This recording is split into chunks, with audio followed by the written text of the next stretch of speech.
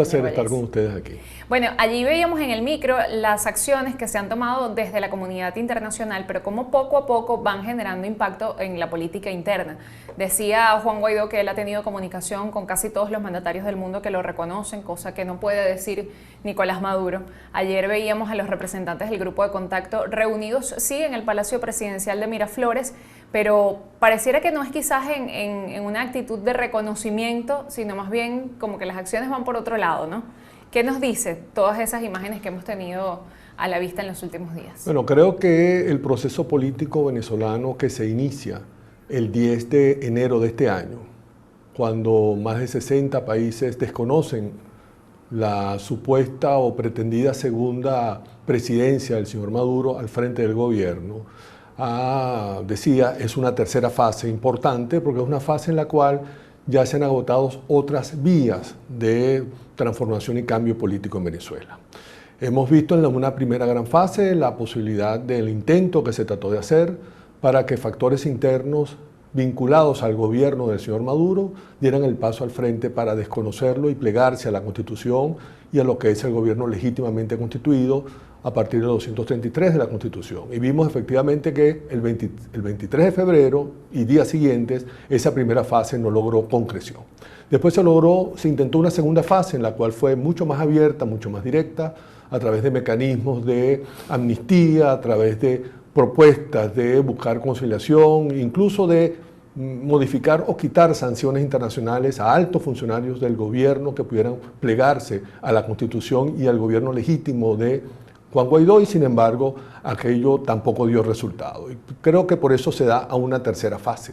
Esta tercera fase inicia con una gran presión sobre los actores que en Venezuela están protagonizando el cambio político o, por supuesto, la resistencia al cambio, que son, por supuesto, el presidente Guaidó y la Asamblea Nacional, que procliva el cambio político junto con una grandísima o inmensa mayoría que se refleja en todas las encuestas y en todos los procesos de medición, y por el otro lado las fuerzas que se resisten al cambio y se resisten modificar la estructura de poder en Venezuela, como es el gobierno del señor Maduro y quienes lo respaldan. Creo que estamos en esa tercera fase, y esta tercera fase tiene su gran escenario no en Venezuela, sino en el mundo.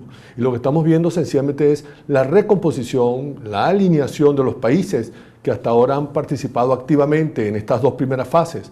No solamente el Grupo de Lima y el Grupo de Contacto, sino países unilateralmente como Estados Unidos, Canadá y Noruega, que teníamos noticias desde el año pasado que tenía grandes oficios de mediación en Venezuela y que ya en esta semana es inocultable la posición de Noruega. De tal manera que estamos en esa tercera gran fase. También hay acciones que demuestran, si se quiere, el poder que podría tener o no Juan Guaidó en cuanto a acciones de gobierno.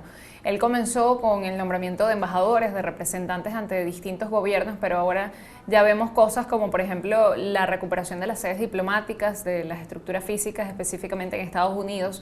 Y también ayer la salida de Iván Simonovic de su residencia, estaba bajo casa por cárcel y sale de allí. No sabemos las condiciones, pero Juan Guaidó dice, bueno, él salió porque yo le di un indulto. Esto también es una demostración de fuerza y ya han transcurrido más de 24 horas y no hemos visto un pronunciamiento de parte del otro lado, del gobierno de Nicolás Maduro. ¿A qué se está jugando allí? Bueno, eso es muy importante lo que señala, porque más allá de estos aspectos que son indicadores claros y potentes sobre la majestad de la presidencia interina de Juan Guaidó, lo que hay que entender también es, conjuntamente con esto, que el solo hecho que los grupos de contacto europeos, el solo hecho que el Grupo de Lima, el solo hecho incluso que Noruega invite a la Asamblea Nacional a estas conversaciones, es un pleno reconocimiento que en Venezuela hay precisamente dos factores que disputan el poder político, y es un reconocimiento mundial.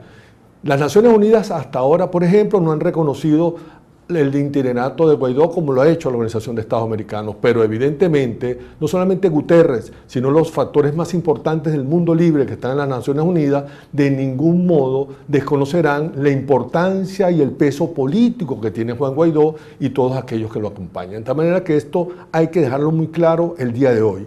En Venezuela tenemos dos gobiernos, uno pretendidamente ilegítimo, otro con reconocimiento y legitimidad, que que están ambos en la disputa por preservar el poder y por supuesto por desplazar al otro del poder. Y esto está así, y eso hay que verlo de esta manera.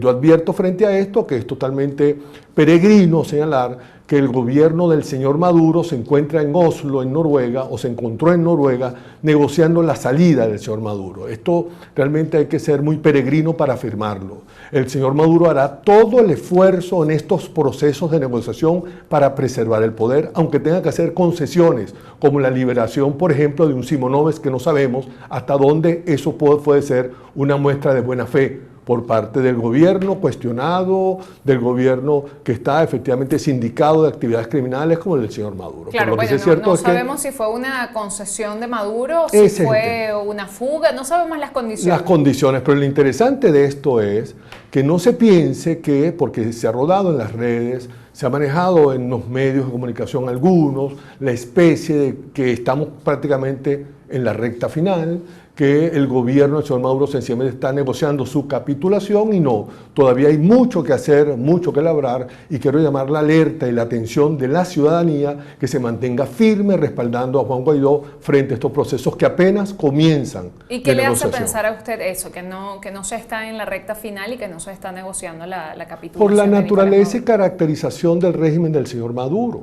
Evidentemente ellos no tienen ningún tipo de incentivos para abandonar el poder mientras lo puedan poseer como efectivamente lo poseen en Venezuela. Esta semana vimos cómo la Guardia Nacional, de una manera arbitraria, toma la sede de la Asamblea Nacional, un símbolo fundamentalmente importante del poder legislativo en Venezuela, y precisamente lo hace ante la vista de todo el país, y frente a la impotencia que tuvieron los pocos diputados que pudieron presentarse y dar declaraciones, teniendo a la Guardia Nacional de espalda a ellos. De manera que esto es una prueba palpable que en Venezuela aún el régimen del señor Maduro tiene la capacidad para generar este tipo de medidas, este tipo de hechos que por todas luces uno se da cuenta que no tiene debilidad alguna, o que no tiene lo que se presume que está negociando su salida. Son posiciones de fuerza muy importantes donde Maduro le dice a los negociadores internacionales: nosotros aquí tenemos todavía mucho poder que ofrecer, y cualquier proceso de negociación pasa necesariamente por oír nuestro punto de vista. Eso es lo que está advirtiendo el gobierno de Maduro. Bueno, y se está desarrollando ese proceso, pareciera. Vamos a hablar en la próxima parte, profesor, de cuáles son esos incentivos que pudieran servir para avanzar en eso que Juan Guaidó llama el cese de la usurpación. Ya volvemos con más de Oscar Valles.